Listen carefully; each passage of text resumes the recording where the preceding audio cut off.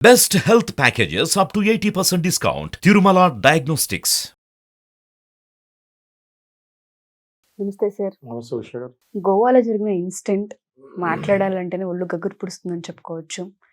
4 ఏళ్ల పిల్లాడిని, తన కడుపున పుట్టిన కొడుకుని భర్త వల్ల ఏ ఇబ్బందులు వచ్చాయో, ఎటువంటి ఇబ్బందులు ప్రాబ్లమ్స్ ఫేస్ చేసిందో తెలియదు, కానీ ఏ తల్లి కూడా కన్నబిడ్డని చంపే ప్రయత్నాన్ని కానీ ఆలోచన కానీ చేయదు. ఇతల అలా చేసింది అంటే అసలు వినడానికే భయంకరంగా ఉంది. ఒక నిమిషం ఆ న్యూస్ చూసినంతసేపు కళ్ళలో నీళ్ళు తిరిగాయని చెప్పుకోవచ్చు. అతి దారుణంగా చంపింది. సూట్ కేసులో చంపిన తర్వాత సూట్ కేసులో పెట్టి తీసుకెళ్లడం కూడా జరిగింది. ఆ ప్రాసెస్లోనే పోలీసులు పట్టుకున్నారని విషయం బయటకు వచ్చింది మనం వింటున్నాం. అండ్ దాంతోపాటు ఒక ప్రముఖ కంపెనీకి కూడా తన CEO అని చెప్తూ ఉన్నారు. అంటే అంత ఎడ్యుకేటెడ్ అయి ఉండి ఏం నేర్చుకుంది? సొంత పిల్లాన్ని చంపే ప్రయత్నం ఎందుకు చేసింది?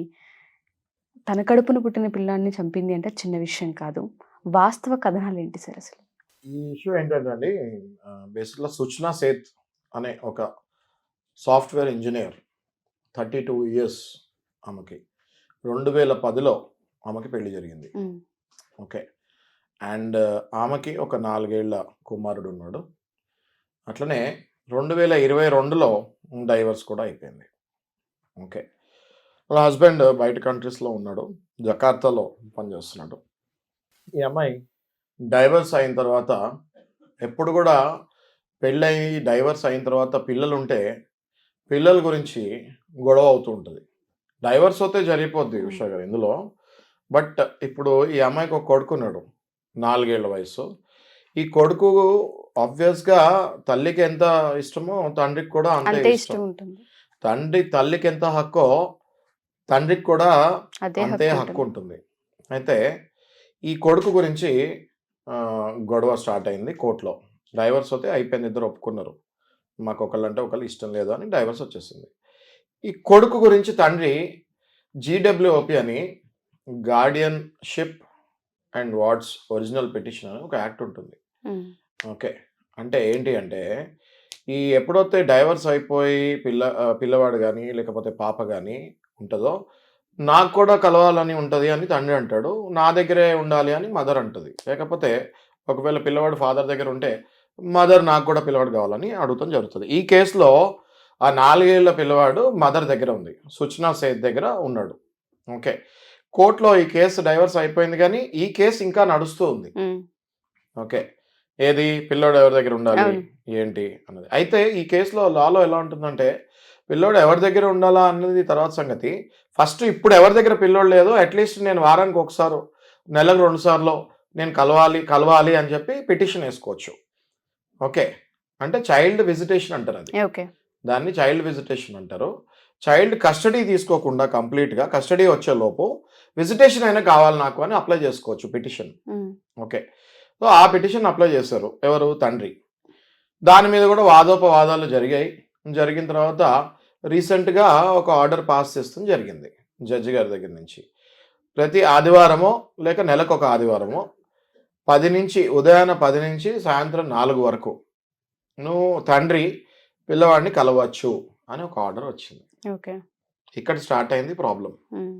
ఎప్పుడైతే వీళ్ళకి డైవర్స్ జరిగింది అని నేను చెప్తున్నాను 2022లో, వీళ్ళిద్దరికి డైవర్స్ పడకనే మనస్పర్ధలు వచ్చి గొడవలయ్యి, అతి భయంకరమైన గొడవలయ్యి ఒకరితో ఒకరికి, దాని తర్వాతనే డైవర్స్ జరిగింది. ఓకే. ఈ డైవర్స్ జరిగిన తర్వాత ఈ తల్లి ఏ మైండ్ సెట్కి వెళ్ళిపోయిందంటే, ఇంకా నాకు ఆయనతో సంబంధం లేదు, నా కొడుకు నాది, ఆయనది కాదు అన్నట్టు ఆ మైండ్ సెట్కి వెళ్ళిపోయింది. ఎవరు? సుచనా సేత్. ఓకే. ఆ మైండ్ సెట్కి వెళ్ళిపోయిన తల్లి ఎప్పుడైతే ఈ ఆర్డర్స్ వచ్చాయో, అమ్మో నా కొడుకుని ఆయనకి మళ్ళీ చూపియాలా, ఆయన దగ్గర ఇన్ని గంటలు వదలాలా, ఆదివారం ఇన్ని గంటలు ఆయన నా కొడుకు దగ్గర ఉంటాడు అంటే ఆ తండ్రి అన్నది మర్చిపోయింది. చూడండి ఉషా గారు ఇక్కడ. అదే కొడుకుకి తండ్రి ఆయన అన్న విషయం మర్చిపోయి ఆ కొడుకుని బెంగళూరు నుంచి గోవాకి తీసుకెళ్ళి ఏం చేయాలా అని ఆలోచిస్తూ, ఓకే, ఫస్ట్ ఆ తల్లి ఆమె కూడా సుచనా సేత్ కూడా ఆత్మహత్య చేసుకుందాం అనుకొని డిసైడ్ అయింది. ఓకే. దానికి రెడీ అయింది. అంతలో ఏం జరిగిందో తెలియదు. ఓకే. ఇద్దరు చనిపోవాలని ప్లాన్ చేసుకున్నట్టుంది. ఓకే, ఫస్ట్ ఈమె చనిపోతే మరి ఆయన చంపాలి, ఆ పిల్లోడిని చంపాలి కదా, రైట్. సో అట్లా కాదని చెప్పి ఫస్ట్ పిల్లవాడిని చంపుదామని డిసైడ్ అయ్యింది.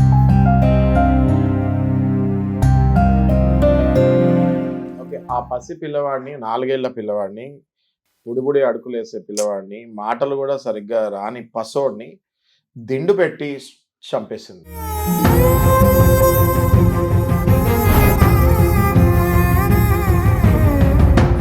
చంపేసిన తర్వాత ఓకే, ఏవో కొన్ని ఆ ప్రాసెస్లో బ్లడ్ కూడా వస్తడం జరిగింది. ఓకే, ఆ బ్లడ్ తుడపడం జరిగింది, స్ట్రెయిన్స్ అవి ఎక్కడెక్కడైతే తనకు కనిపించిందో ఆ కంగారులో ఎక్కడెక్కడ కనిపించిందో అక్కడక్కడ తుడిసింది, ఎక్కడెక్కడ కనిపించలేదో అక్కడక్కడ వదిలేసింది.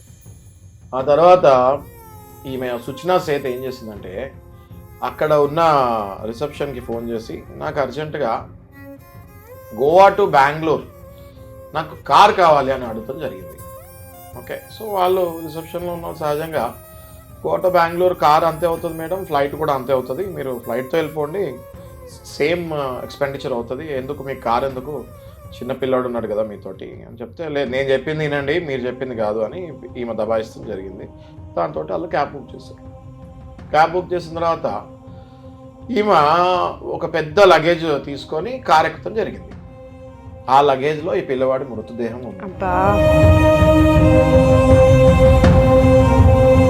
అయితే హోటల్లో waiters, Goa is a tourist place. Okay, వాళ్ళు ప్రతిదీ అబ్జర్వ్ చేస్తూ ఉంటారు. ఉషా గారు, గోవాలో మీరు గోవాకి వెళ్తుంది జరిగితే గోవాలో ఎంత టూరిజం ప్లేసో అంతే అబ్జర్వేషన్, పోలీసు వాళ్ళది కూడా చాలా గట్టి అబ్జర్వేషన్ ఉంటుంది, సెక్యూరిటీ కూడా అంతే ఉంటుంది. లైసెన్స్ లేకుండా ఏ కారు నడిపినా వెంటనే సీజ్ చేస్తారు, పెద్ద పెద్ద ఫైన్లు వేస్తారు. అలాంటి గోవా ప్లేస్లో ఈమె ఇలా చేస్తంతో ఆ వెయిటర్కి అనుమానం వచ్చింది. ఈమె వచ్చినప్పుడు ఒక పిల్లవాడితో వచ్చింది కదా, వెళ్ళేటప్పుడు ఒక్కటే వెళ్తుంది ఏంటి అని అనుమానం వచ్చింది. అనుమానం వచ్చిన తర్వాత అక్కడ లోపల రూమ్ క్లీన్ చేస్తానికి వెళ్ళాడు. జనరల్గా గెస్ట్ వెళ్ళిపోయిన తర్వాత రూమ్ క్లీనింగ్ జరుగుతుంది. రూమ్ క్లీనింగ్ వెళ్తాం జరిగింది. రూమ్ క్లీనింగ్కి వెళ్ళినప్పుడు అక్కడ ఒక దగ్గర రక్తం కనిపించింది. ఈమె హడావిడిలో చెప్పాను కదా మీకు, కంగారులో హడావిడిలో కొన్ని దగ్గర తుడిచింది, కొన్ని దగ్గర తుడలేదు. ఆ బ్లడ్ స్టెయిన్స్ కనిపించాయి. That could be blood vomiting ఆ అబ్బాయి చంపేసేటప్పుడు చేసుకొని ఉండొచ్చు. ఆ బ్లడ్ స్టెయిన్స్ అక్కడ ఏదైతే కనిపించాయో దాంతో వానికి వెయిటర్కి అనుమానం వచ్చింది. ఆ అనుమానం రాగానే ఇమ్మీడియట్గా మేనేజ్మెంట్కి చెప్తాం జరిగింది. మేనేజ్మెంట్ సీసీ కెమెరాలు చూసింది. సీసీ కెమెరాల్లో ఈమె వచ్చేటప్పుడు 4 years బాయ్తో వచ్చారు. అక్కడ కంపల్సరీ గోవాలో ఎక్కడైనా కూడా ఆధార్ కార్డు ఇవ్వాల్సిందే. చిన్న పిల్లవాడి దగ్గర నుంచి ఎవరు వెళ్ళినా లోపల వాళ్ళ ఆధార్ కార్డ్స్ ఇవ్వాల్సిందే. సీసీ కెమెరాలో చూసారు, రికార్డ్స్ చెక్ చేసుకున్నారు. వెళ్ళేటప్పుడు ఈ పిల్లోడు ఉన్నాడు, వచ్చేటప్పుడు ఈ పిల్లోడు లేడు.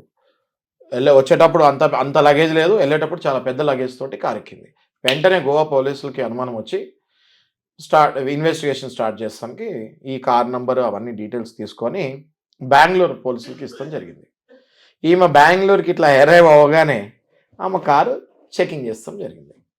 చెకింగ్ చేసేటప్పుడు డిక్కీలో ఉన్న ఆ లగేజ్లో ఆ బాడీ బయటపడుతుంది. పోలీసు వాళ్ళు అది చూసి నిబ్బరపోయారు, ఎందుకంటే వాళ్ళకి బాడీ చూస్తాం కామనే, కానీ తల్లి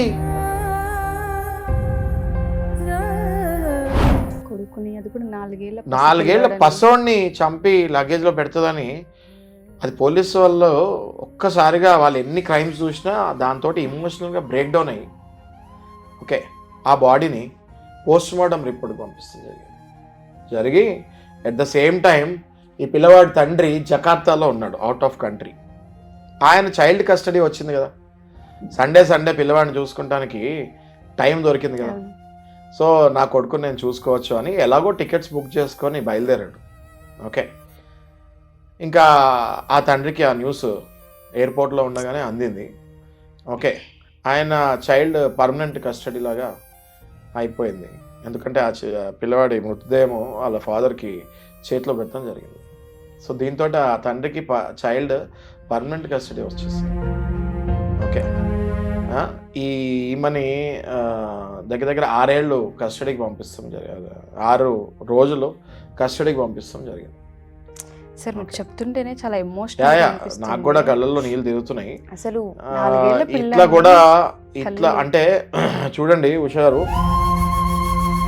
just because of ego feeling, just because ఒక్క ఆడదాని ఈగో ఫీలింగ్, నా మొగుడికి నా కొడుకు ముఖం చూడని అని నేను అని పంతం కట్టుకొని కూర్చొని లాస్ట్లో ఆ పసివాడి ప్రాణం తీస్తాం జరిగింది. ఇది శృతి మించిపోతుంది. ఇలాంటి టైంలో మహిళా సంఘాలు, మహిళా మండళ్ళు ఎక్కడ ఉంటున్నాయని నేను అడుగుతున్నాను. ఓకే, ఊరికే ఏదైనా ఒక అమ్మాయి మీద ఏదైనా జరిగితే మీరు మహిళా మండళ్ళు వాళ్ళందరూ వస్తున్నారు, మేము కూడా మీకు సపోర్ట్ చేస్తున్నాం ఆ టైంలో.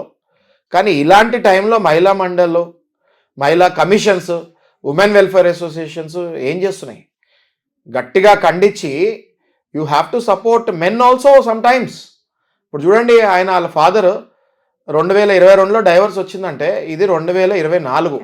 2 ఏళ్ల తర్వాత కన్న కొడుకుని 2 ఏళ్ళు అప్పుడు వదిలేస్తాడు.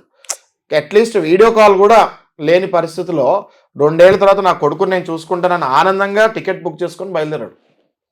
ఈ తల్లి కొడుకు చచ్చిపోయినా పర్వాలేదు కానీ వాడికి మాత్రం నేను చూపిను అనే పంతంలో ఆ కొడుకుని చంపేసింది. సాడిజం టు ద పీక్స్ అంటారు కదా, అది మనం ఈ కేసులో చూస్తాం జరిగింది. దీంట్లో ఆ తల్లికి చాలా సీరియస్ కఠినమైన జడ్జిమెంట్, శిక్ష రావాలని నేను కోరుతున్నాను.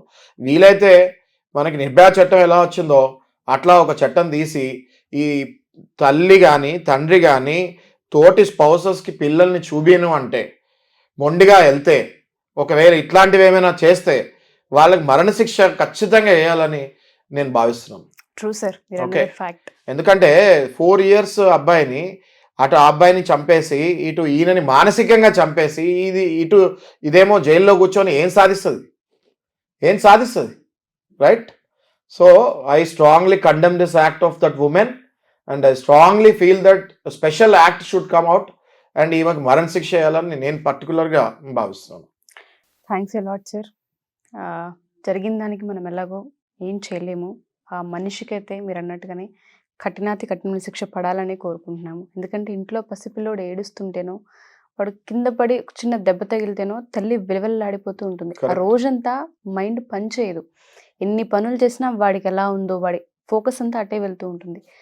మన చేతులతోనే కానీ పెనాల్టీ. ఇప్పుడు ఉష గారు మీరు మాట్లాడుతూ ఉంటే నేను జస్ట్ సబ్జెక్ట్ డెప్త్కి వెళ్తుంటే ఇప్పుడు ఇండియన్ పీనల్ కోడ్ కాస్త భారతీయ న్యాయ సంహిత అయింది.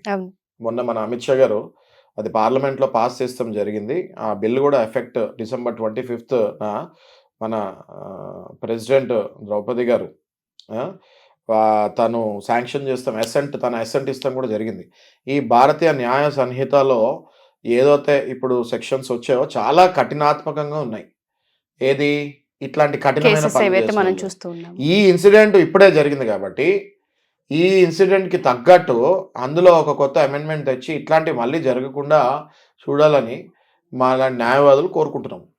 Thank you sir. Thank you so much. Thanks.